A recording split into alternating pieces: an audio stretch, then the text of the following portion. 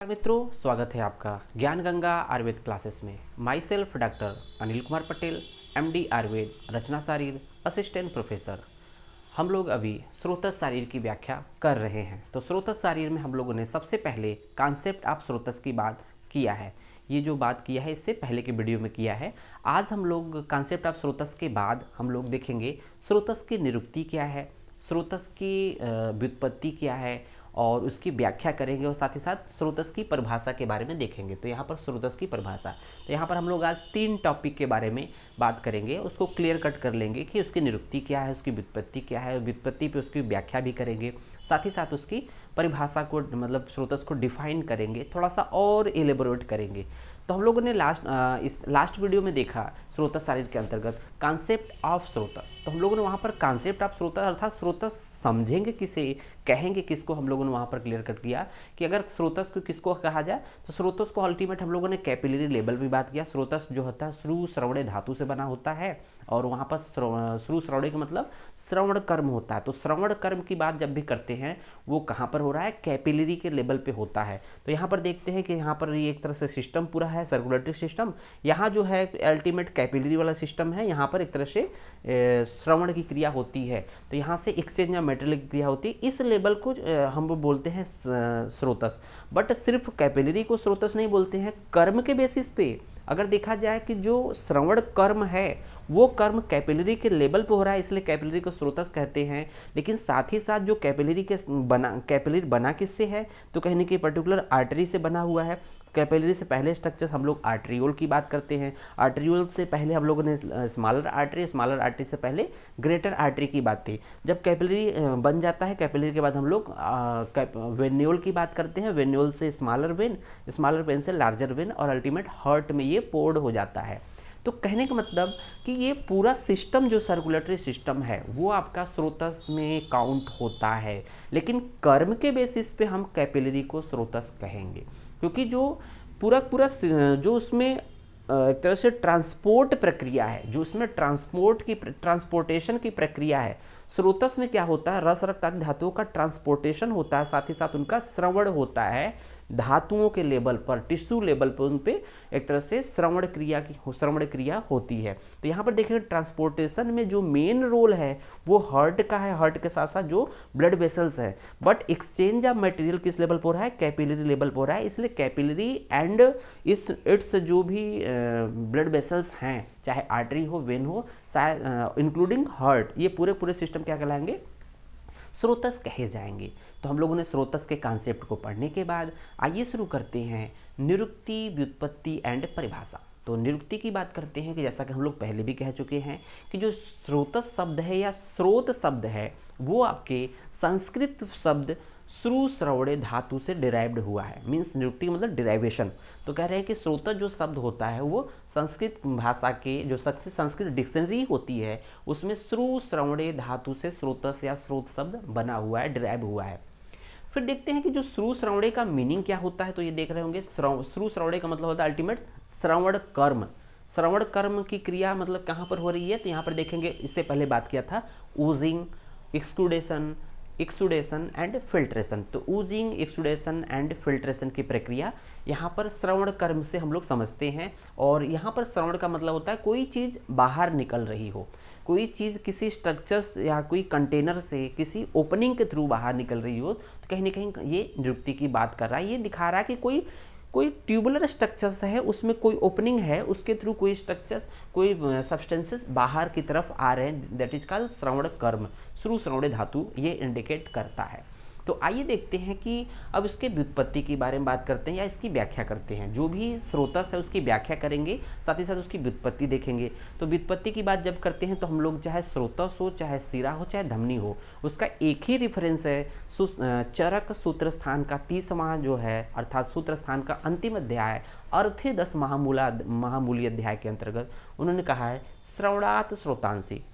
अर्थात स्रोतस वो होते हैं जो कि स्रोतस एक तरह से सिस्टम है जहाँ पर श्रवण क्रिया हो रही है, अर्थात जहाँ से एक तरह से ये ऊजिंग, एक्सुडेशन, फिल्ट्रेशन ये प्रक्रिया हो रही है, दैट इज कॉल्ड स्रोतस। स्रोतस वो स्ट्रक्चर्स है जिनके थ्रू श्रवण हो रहा है, अर्थात ऊजिंग हो रहा है या एक्सुडेशन हो रहा है या फिल्ट्रेशन हो रहा है।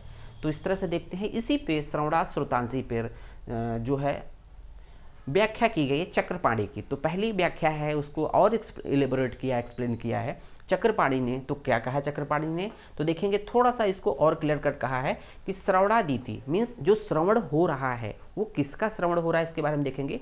श्रवणाद इति रसादिरेव पोषस्य श्रवणात् मीन्स जो पोष श्रवण क्रिया किसकी हो रही है, तो रस आदि जो रस रक्त मांस मेद जो रस आदि जो धातुएं हैं अर्थात आहार रस या रस आदि धातुएं हैं उनका क्या है, उनका श्रवण हो रहा है। या सिंपली कह दे आहार रस जो रस से रक्त इत्यादि फॉर्मेशन होंगे उनका श्रवण हो रहा है। और उसके श्रवण होने से क्या होगा, पोषस अर्थात जो पोष्य धातु है जिनका पोषण होना है उस जगह पे वहाँ पे श्रवण होता है। तो पूरे सिस्टम को क्या बोलेंगे, स्रोतस बोलेंगे। मीन्स स्रोतस वो रचना है जहाँ से जिनसे जो है रस आदि जो धातुएं हैं वहाँ पर उनसे श्रवण हो रहा है, साथ ही साथ उसके श्रवण होने से जो पोष्य धातुएं हैं जो धातु हैं उनका पोषण हो रहा है।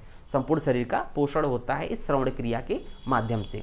फिर देखते हैं कि फिर इसी श्रवणा श्रोतांशी पर आचार्य डल्हर ने एक टीका लिखी है। उन्होंने कहा है कि इसको थोड़ा सा और क्लियर कट कहा है। उन्होंने कहा है प्राण अन्न वारी रस सोडित मांस मेदो वाहित्यम स्रोतसाम, अर्थात स्रोतस वे रचना है शरीर में जिनके माध्यम से जिनके थ्रू क्या हो रहा है, प्राण मीन्स होता है जैसे अगर शरीर में प्राण की बात करते हैं तो प्राण में अन्न रक्त वायु को प्राण बोला गया है।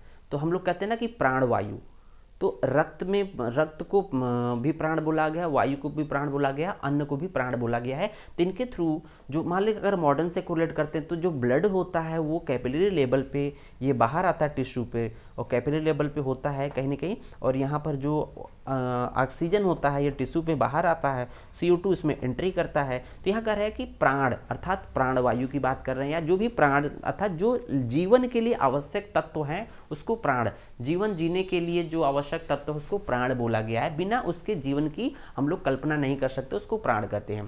तो देखेंगे उसके बाद साथ ही साथ अन्न, जो अन्न रस होता है, अन्न के साथ साथ वारी अर्थात जल के साथ रस रक्त मांस मेद का श्रवण कर्म होता है जिस सिस्टम के द्वारा जिस चैनल्स के द्वारा उसको हम लोग स्रोतस की संज्ञा देते हैं। तो इस तरह से हम लोगों ने स्रोतस की निरुक्ति और व्युत्पत्ति की व्याख्या की। आइए देखते हैं कि अब उसके स्रोतस की परिभाषा में एंट्री करते हैं। स्रोतस की परिभाषा में हम लोग देख रहे हैं कि सबसे पहले स्रोतस की परिभाषा हम लोग देखेंगे अकॉर्डिंग टू आचार्य चरक। तो आचार्य चरक ने स्रोतस को कहाँ पर वर्णन किया है, तो रेफरेंस बहुत ज़रूरी है, याद रखना चाहिए। उन्होंने विमान स्थान के 5वें चैप्टर में स्रोतो विमानी अध्याय के अंतर्गत जो है स्रोतस का वर्णन किया। तो देख रहे होंगे चरक विमान अध्याय 5 स्रोतो विमानी अध्याय चैप्टर का नाम है। उन्होंने यहाँ पर बोला है स्रोतांशी खलु, स्रोतांशी अर्थात स्रोतस की बात कर रहे हैं।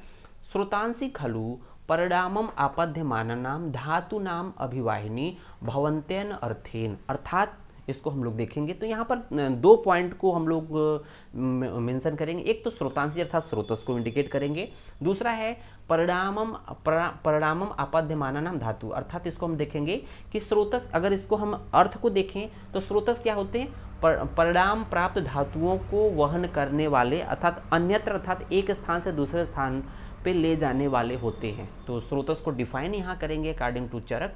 स्रोतस क्या होते हैं, स्रोतस परिणाम प्राप्त धातुओं को अन्यत्र वहन करने वाले होते। अन्यत्र का मतलब होता है एक स्थान से दूसरे स्थान पर वहन करने वाले होते हैं। अब आइए इसको अगर इन जनरल समझा जाए कि जब हम लोग कोई भोजन लेते हैं, खाना खाते हैं, तो उसका आमाशय और पक्वाशय अर्थात स्मॉल इंटेस्टाइन के लेवल पर उसका डाइजेशन होता है। जब डाइजेशन होने के बाद आहार का जो आहार रस होता है वो कहाँ पर जाएगा, हृदय में आता है। हृदय में आने के बाद वो पूरा सर्कुलेटरी सिस्टम के थ्रू पूरे बॉडी में सर्कुलेट होता है। तो अल्टीमेट ये कह रहा है कि ये जो पूरा प्रक्रिया हो रही है, परिणाम प्राप्त धातुओं का जो वहन हो रहा है जिसकी वजह से शरीर की धातुएं शरीर धातुओं का पोषण हो रहा है, तो उसको हम लोग उस पूरे सिस्टम को क्या बोलेंगे, स्रोतस बोलेंगे। यहाँ देखेंगे स्रोतस क्या होते हैं, परिणाम प्राप्त धातुओं को अन्यत्र अर्थात एक स्थान से दूसरे स्थान पर वहन करने वाले होते हैं। तो ये पूरा सिस्टम ये इंडिकेट कर रहा है कि ये स्रोतस को इंडिकेट कर रहा है। फिर देखते हैं कि इसमें हम लोग दो टर्म देखते हैं, परिणाम प्राप्त धातु। अब बात आती है कि परिणाम प्राप्त धातु है क्या, या परिणाम प्राप्त धातु कहते किसे हैं, इसको समझना ज़्यादा जरूरी है। तो यहाँ देखेंगे कि स्रोतस जो है अल्टीमेट वहन कर रहे हैं, किसका वहन कर रहे हैं, परिणाम प्राप्त धातु। स्रोतस अल्टीमेट वहन कर रहे हैं, अर्थात एक स्थान से दूसरे स्थान पर ट्रांसपोर्ट कर रहे हैं, किसका, परिणाम प्राप्त धातु का। तो परिणाम प्राप्त धातु अब है क्या, इसको डिफाइन करना है। तो जब हम कोई भी आहार खाते हैं, पंचभौतिक आहार जनरली लेते हैं, तो उस पर जठराग्नि की क्रिया जब होती है, जठराग्नि की क्रिया होने के पश्चात जो आहार रस बनता है उसको हम लोग परिणाम प्राप्त धातु कहते हैं। तो सिंपल वे में कह देंगे कि जो भी हम लोग आहार लेते हैं उस पर जठराग्नि की क्रिया होती है, जठराग्नि की क्रिया होने के पश्चात जो आहार रस का निर्माण होता है उसको हम लोग परिणाम प्राप्त धातु कहते हैं। उसी आहार रस या परिणाम प्राप्त धातु से शारीरिक धातुओं का पोषण होता है। तो आइए इसको हम फ्लो चार्ट के थ्रू दिखाते हैं कि परिणाम प्राप्त धातु किसे कहेंगे। तो हम लोग कहेंगे कि पंचभौतिक आहार पर जब जठराग्नि की क्रिया होती है तो जिससे आहार रस का निर्माण होता है उसी को हम लोग परिणाम प्राप्त धातु कहते हैं। और इसी आहार रस के द्वारा ही शरीर की धातुओं का पोषण होता है या शरीर का पोषण होता है। तो इस तरह से चरक ने बहुत ही अच्छे से यहाँ पर एक्सप्लेन किया है कि स्रोतस जो होते हैं परिणाम प्राप्त धातुओं को अन्यत्र अर्थात एक स्थान से दूसरे स्थान पर वहन अर्थात ले जाने का काम करते हैं या ट्रांसपोर्ट करने का काम करते हैं, या इसको हम लोग इस तरह से डिफाइन कर लिया। आइए अब बात करते हैं आचार्य सुश्रुत ने। तो चरक अभी तक एक तरह से चरक ने क्या एक्सप्लेन किया, स्रोतस का एक तरह से बताया कि इसका कर्म क्या है, एक तरह से स्रोतस के कर्म को बताया है कि स्रोतस का कर्म किस तरह से है, वहाँ पर हो क्या रहा है, कुछ ऐसी चीज़ें। लेकिन अभी इसका एक तरह से एनाटॉमिकल स्ट्रक्चर क्लियर नहीं है, मीन्स एनाटमी जिसको हम लोग कहते हैं कि स्रोतस को कि एनाटमी क्या है उसको आचार्य सुश्रुत ने बहुत ही क्लियर कट कहने की कोशिश किया है। तो इससे और थोड़ा सुंदर एक्सप्लेनेशन आचार्य सुश्रुत ने स्रोतस को डिफाइन किया है, उसके एनाटॉमिकल एस्पेक्ट को यहाँ पर क्लियर कट करके किया है। तो देखते हैं कि सुश्रुत ने स्रोतस का वर्णन, सबसे पहले आती है कि किसी भी पॉइंट्स को हम लोग एलेबोरेट करते हैं तो सबसे पहला पॉइंट होता है कि उसका एक तरह से रेफरेंस क्या है या संदर्भ क्या है। तो सुश्रुत ने स्रोतस का वर्णन सुश्रुत शारीर स्थान के 9वें अध्याय में किया है। तो हम लोग को पता है सुश्रुत शारीर स्थान के 9 चैप्टर का नाम है धमनी व्याकरण शारीरम। धमनी व्याकरण शारीरम अर्थात जहाँ पर धमनियों की व्याख्या की गई है, धमनियों की व्याख्या के बाद हम लोग स्रोतस की व्याख्या कंटिन्यू करते हैं। तो वहाँ पर सुश्रुत ने किया है, उसमें देखेंगे श्लोक नंबर 25 में देखेंगे, वहाँ पर जब जाएंगे सुश्रुत शारीर 9वें चैप्टर के श्लोक नंबर 25 में, तो वहाँ पर उन्होंने कहा है मूलात् खादांतरम देहे प्रसितम त्वभिवाही यत् स्रोतस्त इति विकेयम सिरा धमनी विवर्जितम। तो बहुत ही इंपॉर्टेंट श्लोक है, हर हाल में ये श्लोक याद होना चाहिए बच्चों, क्योंकि एग्ज़ाम में डायरेक्ट श्लोक दे देता है और कहता है कि इसको श्लोक को संदर्भ सहित व्याख्या कीजिए, या श्लोक को यहाँ से कुछ कट कर देता है, करा कि श्लोक को पूरा पार्ट न देकर थोड़ा सा पार्ट दे देगा और बोलेगा कि इस श्लोक को पूर्ण करते हुए व्याख्या करें, संदर्भ सहित व्याख्या करना है। चाहे अगर न भी इस तरह से दे तो भी हमें याद रहेगा, तो हमें लिखने में एक्सप्लेन करने में आसानी होगी, इसलिए इसको याद करना जरूरी है। चाहे चरक के श्लोक हो चाहे सुश्रुत के श्लोक हो, ये दोनों श्लोक इंपॉर्टेंट है स्रोतस के पॉइंट ऑफ व्यू से। तो यहाँ पर देखते हैं कि यहाँ पर कुछ पॉइंट्स को हम लोग अंडरलाइन किए हैं, हाईलाइट किए हैं। पहला पॉइंट है मूल, मूलात है, दूसरा पॉइंट है खा, तीसरा पॉइंट है अंतर, देहे प्रसितम, स्रोतस इति विज्ञेयम, सिरा धमनी विवर्जितम। तो 5-6 पॉइंट को हम लोगों ने हाईलाइट किया है। अब देखते हैं कि इसको एक्सप्लेन या इसका जो मीनिंग है उसको देख लेते हैं कि मूल छिद्र से, तो मूलात खादंत्रम देहे का मतलब क्या होगा कि मूल छिद्र से, मूलात खादंत्रम देहे, मूलात खादंत्रम का मीनिंग सिंपल करते हैं, मूल छिद्र से समस्त शरीर में फैला हुआ। तो देहे प्रसितम मीन्स शरीर में फैला हुआ। तो मूलात खादंत्रम देहे अगर एक साथ मीनिंग देखेंगे तो मूलात खादंत्रम देहे मीन्स मूल छिद्र से शरीर में फैला हुआ, देहे प्रसितम मतलब शरीर में फैला हुआ, जो फैला है इसका मतलब कि उसका काम क्या है, रस आदि का जो वहन करता है। तो वह तो भी वहती, तो भी वहती का मतलब वहन, तो भी वहती का मतलब वहन कर रहा है। तो जो मूल छिद्र से शरीर में फैला हुआ, मूल छिद्र से देहे प्रसितम मीन्स शरीर में फैला हुआ, जो रस आदि का वहन करता है मीन्स तो अभी वहती में वहन करता है, और जो सिरा धमनी से भिन्न रचना है, मूल छिद्र से शरीर में फैला हुआ जो रस आदि का वहन करता है, वहन तो करता है लेकिन साथ ही साथ क्या, शिरा धमनी से भिन्न रचना है, उस अवकाश को स्रोतस जानना चाहिए। स्रोतस्त इति विज्ञेयम, स्रोतस्त इति विज्ञेयम, उसे स्रोतस जानना चाहिए, उस अवकाश को स्रोतस जानना चाहिए, ऐसा सुश्रुत बोलते हैं। अब देखते हैं कि इस मूलाद खादांतरम जो शब्द है उस पे आचार्य घाड़ेकर जी ने अपनी एक टीका दी है, इस पे कमेंट्री की है। उन्होंने क्या कहा है, उन्होंने कहा है कि मूलाद खादांतरम का मीनिंग उन्होंने कहा है मूल से अंत तक, मूल से अंत तक। तो सबसे पहले देखेंगे कि मूल से अंत तक ख गुण वाला, मूल से अंत तक ख गुण वाला। तो इसको हम लोग देखते हैं कि जो हम लोग कह रहे हैं पूरा सिस्टम क्या है, स्रोतस है, बट स्रोतस का कर्म कहाँ दिखाई दे रहा है, वो कैपिलरी लेवल पे, बट पूरा पूरा सर्कुलेटरी सिस्टम स्रोतस है लेकिन उसका कर्म कैपिलरी लेवल पे हम लोग को दिखाई देता है। तो जो घाड़ेकर जी कह रहे हैं मूल से अंत तक ख गुण वाला, तो देख रहे होंगे कि जो हम लोग जब स्रोतो मूल की बात करेंगे, स्रोतो मूल की जब बात करेंगे तो वहाँ पर हृदय जो है, जो रसवह स्रोतस और प्राणवह स्रोतस का मूल हृदय है।